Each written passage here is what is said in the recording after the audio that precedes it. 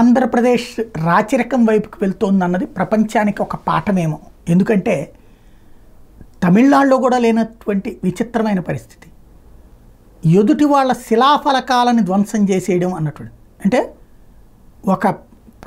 ఒక కార్యక్రమం ప్రారంభించేటప్పుడు శిలాఫలకం వేస్తారు, తర్వాతన కొనసాగించేటప్పుడు వేస్తారు, అది పూర్తయ్యేటప్పుడు వేస్తారు. ఆ శిలాఫలకాలు ధ్వంసం చేయాల్సిన అవసరం ఏంటి?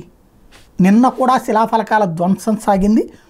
అందులో చిత్తూరు జిల్లా జిఎంఆర్పురంలో నవరత్నాలు డిజిటల్ లైబ్రరీ శిలాఫలకాలు ధ్వంసం చేస్తే, పల్నాడు జిల్లా చింతల చెరువులో గ్రామ సచివాలయం శిలాఫలకాలు ధ్వంసం చేశారు. అనంతపురం జిల్లా రాచానపల్లిలో టీడీపీ కార్యకర్తలు అక్కడ వెల్నెస్ సెంటర్కి సంబంధించి శిలాఫలకాన్ని పగలగొడితే, అలాగే నెల్లూరు జిల్లా బోయల చిరువెళ్ళ ఆర్బీకే భవనం కిటికీ అద్దాలు పగలగొట్టారు.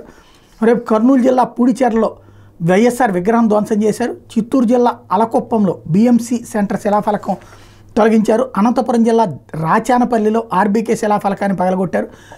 పొట్టి శ్రీరాములు జిల్లా చౌటుభీమవరంలో జగనన్న లేఅవుట్ని తవ్వేశారు. ఓవరాల్గా మనం ప్రస్తుతం ప్రజాస్వామ్యం అన్నటువంటిది ఆంధ్రప్రదేశ్లో విచిత్రమైనటువంటి ధోరణిలో ఉంది.